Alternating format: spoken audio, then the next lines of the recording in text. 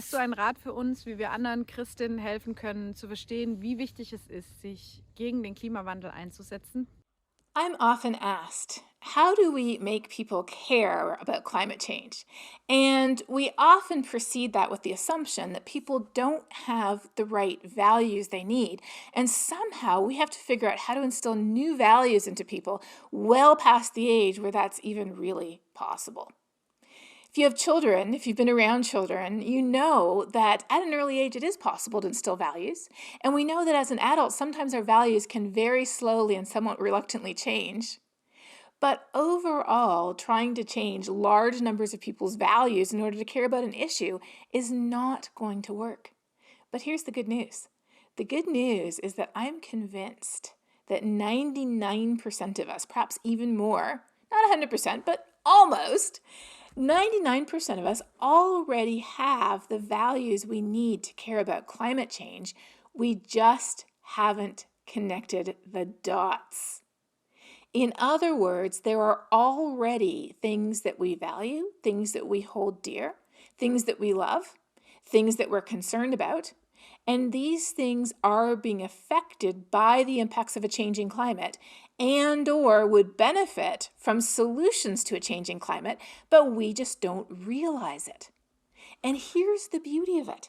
When we approach people from a perspective of, you already care, let me help you connect the dots, first of all, we're not approaching them from a judgmental perspective.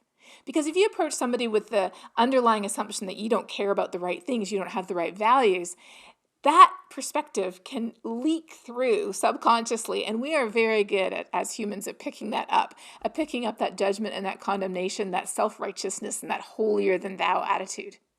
So rather than approaching people with, I need to fix you or you need to fix yourself, if we approach people with, I'm sure you do care, but you just haven't connected the dots yet. Let me help you connect the dots, and this is really important, to show that not only are you already the perfect person to care, in fact, you do care, you just haven't realized it, but, and this is very key, by acting on this issue, we are an even more genuine expression of who we are.